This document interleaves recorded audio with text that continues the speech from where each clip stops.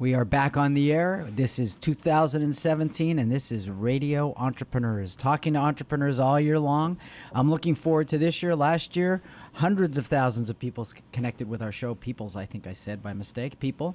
And my name is Jeffrey Davis of Mage.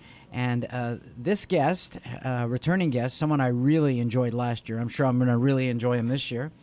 Stephan Thieringer of the Human Innovation Garage. I just love the name. Jeff, good morning. It just says it all. It says, talks about, the name itself says entrepreneurship, right? Right.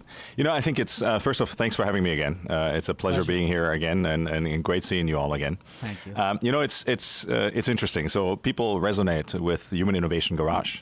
And I think innovation is kind of the sexy word these days, right? Everybody talks about innovation. Oh, yeah, I think about Innovation Garage. I think about HP. Yeah, that's right. Isn't that how right? Where it all started, right? Where it all started. But I think from an innovation standpoint, in the context of human, there's pieces we all have which we need to maybe reassemble a little bit differently, retool them, reset them, realign, and find some pieces within us which we may have not exercised the way we should, or in terms of authenticity, our own truth, and being real to the world and ourselves for that matter. So that's a little bit where kind of the tool set of Human Innovation Garage comes in. But you've got to be all about change, right?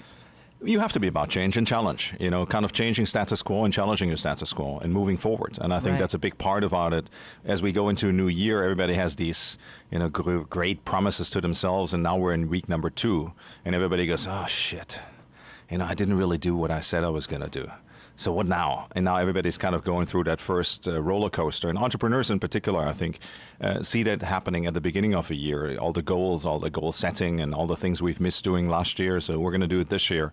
So how do we get started? How do we launch? Right. So that's where truth comes in, goal setting, and really having the perseverance. And a lot goes back to honesty with yourself in terms of what can be done. This is the goal-setting time of the year. It's funny how many of my regular clients call me and they go, it's January, Jeff. We got to come and we got to talk about the year. They always just want to.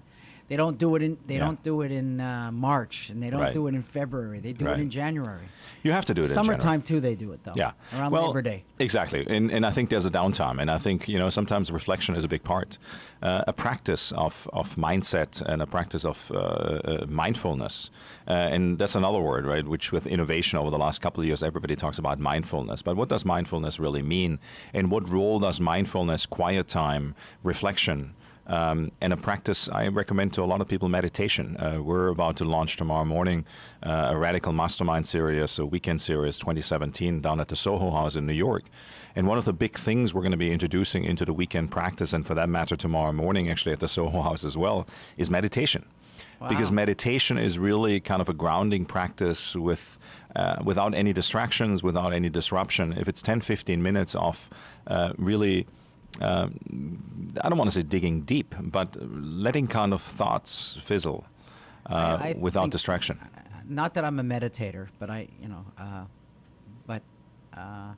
think what you're really talking about is letting go of structure so that your mind can flow freely into new and creative ideas. And the only way you can flow into creative ideas is to let go of structure. It is. But I also think besides just letting go of structure, making space, right? Because when you think about kind of the stimuli we have today, we rush from point A to point B to point C to point D because we want to do that. That's a distraction for us. That's the way we're coping with our own bullshit. And what happens is we don't have downtime. I'll be walking out of this interview and I'll be immediately back on my mobile phone in the car. In the old days, we would transition from point A to point B without... The car was a place you could do thinking. Exactly. The shower today, for most people will say, oh, wow, when I'm in the shower, things suddenly happen for me. Well, think about those 5, 6, 8 minutes. It happens in the car. You know when I know when it's happening in the car? When I drive by the exit. Yeah. There you go. See, that's a reverse. I don't even know where I am when I'm exactly. driving. I just keep going. Yeah, and I mean, we've all done it where we leave the phone at home quickly and we run out of the door and we make this conscious decision of, oh my God, this panic sets in. I got to go back. I got to get my phone. That's Chris every day. Every day. Every day. And so these are the things where we then maybe make a choice of saying, you know what, today for the next hour I'm not going to take my phone. I'm just going to leave it. And it is amazing. The first 5 minutes is complete and utterly panic. The next 5 minutes is wonder what will happen, and then suddenly it's calm. And meditation is a little bit the same thing. The first session, when you do it, you kind of go, what is this? The second session, you kind of go, oh my God, I'm still doing it. By the time you get to 5 and 6, you start realizing, wow, there's actually a calming effect to it. And so I invite, all the listeners here and the entrepreneurs to do that. When did you learn to meditate? Were you younger or were you older? No, I was older because I was that guy who was running like crazy all over the place. Type A, micromanager, you name it. Everything had to be on my terms and my control and my way.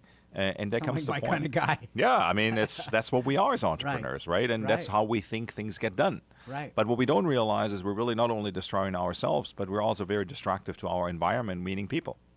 And that's really where I think we start. You got to start with yourself before you start influencing other people and inspiring other people.